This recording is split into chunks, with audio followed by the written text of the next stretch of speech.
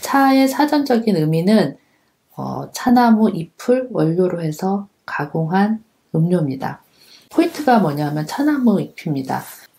잎을 수확을 했어요. 근데 이제 우리는 일반적으로 차나무 잎을 그냥 생으로 먹지도 않고 또 농부가 그냥 이 상태로 유통을 하지도 않습니다. 농부가 가공을 해서 차라는 제품으로 만든 후에 시중에 유통을 하죠.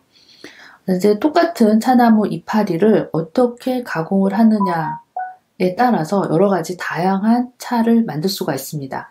이것은 녹차입니다.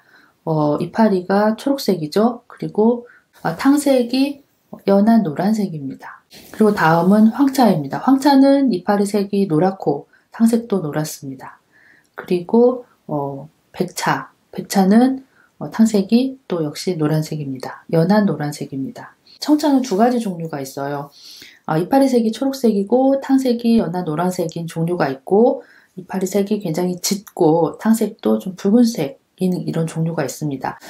둘 다 청차이지만 중간에 가공을 살짝 달리하면서 탕색하고 이파리색이 좀 많이 달라졌어요. 그리고 홍차가 나오죠. 홍차는 탕색도 굉장히 붉고 그리고 이파리색도 짙습니다. 앞에서 본 녹차하고 비교해보면 이게 정말 같은 이파리로 만들었나? 라고 의문이 들 정도로 굉장히 차이가 납니다. 그러니까 같은 차나무 이파리로 녹차도 만들 수 있고 홍차도 만들 수 있죠. 다만 내가 가공을 어떤 가공법을 적용하느냐에 따라서 만들어지는 결과물이 매우 차이가 납니다.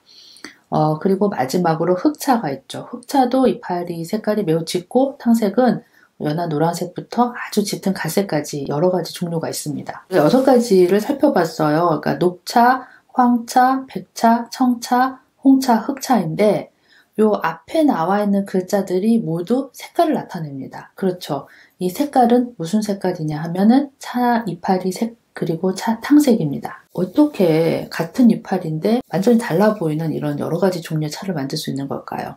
그거는 차 속에 들어있는 어떤 성분 때문인데요. 그 성분의 이름이 폴리페놀입니다. 요새는 폴리페놀이 되게 건강에 좋다 이런 보도도 많이 나오는데요. 폴리페놀 중에 EGCG라고 하는 성분을 따로 뽑아서 건강보조식품으로 판매가 되고 있기도 합니다. 폴리페놀의 특징을 좀 간단히 살펴보면 첫 번째, 폴리페놀은 차에서 굉장히 많은 양을 차지를 해요. 차에 들어있는 전체 화학 성분을 100이라고 하면 폴리페놀은 한 20에서 30% 정도 됩니다. 많은 거죠. 그리고 이 폴리페놀은 맛이 있어요. 쓰고 떫은 맛을 냅니다.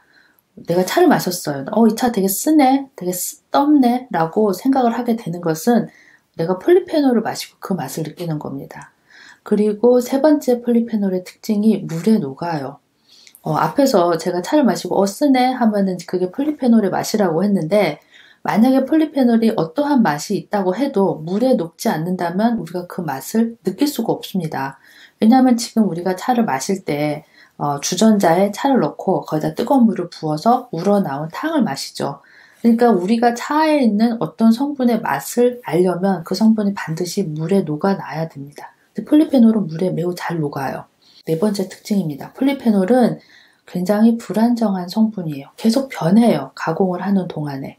근데 차를 가공하면서 이 이파리가 아니면 햇빛을 쏘이기도 하고 아니면 사람이 굉장히 힘을 줘가지고 막 문지르고 막 비비고 하기도 합니다. 그런 고난의 과정을 겪는 사이에 폴리페놀이 많이 변화를 합니다. 이 폴리페놀의 변화를 화학에서는 산화라고 이야기를 하거든요.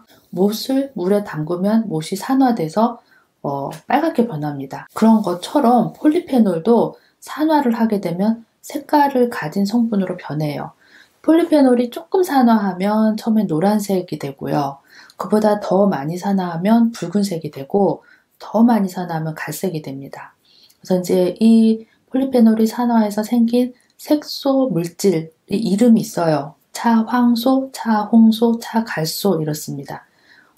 굉장히 직관적이고 쉽죠? 차에 들어있는 노란색 색소, 차에 들어있는 붉은색 색소, 갈색 색소입니다. 앞에서 폴리페놀이 물에 녹는다고 했잖아요. 폴리페놀이 산화한 산물인 차황소, 차홍소, 차갈소도 물에 녹습니다. 거꾸로 차를 한번 보면서 이야기를 해볼까요? 이것은 녹차인데요. 이파리 색깔이 초록색이고 그리고 탕색이 옅은 노란색입니다. 차를 가공하는 동안에 폴리페놀이 조금 산화를 한 거죠. 그래서 차 황소가 조금 형성이 됐고 이 차 황소가 사탕으로 녹아 들어가서 노란색 탕색을 형성을 했습니다. 그 다음에 요거는 이제 녹차 중에서 굉장히 이론적으로 잘 만든 녹차예요. 이파리색은 굉장한 초록색이고 탕색이 없어요. 맑은 물색이에요. 맑고 투명해요. 이거는 뭐냐 하면 가공을 하는 동안에 폴리페놀의 산화가 거의 일어나지 않은 거죠. 그래서 차 황소, 차 홍소 등이 형성이 안 됐습니다. 그 다음에 이제 다시 홍차를 볼까요? 이 홍차는 탕색이 굉장히 붉어요. 그 녹차하고 비교해 봤을 때 폴리페놀이 굉장히 많이 산화가 됐다는 걸 알 수가 있습니다. 그래서 차 홍소가 많이 형성이 됐어요. 이 차 홍소가 물에 녹기 때문에 차 탕 속으로 녹아 들어가서 붉은색 탕색을 형성을 하는 거죠.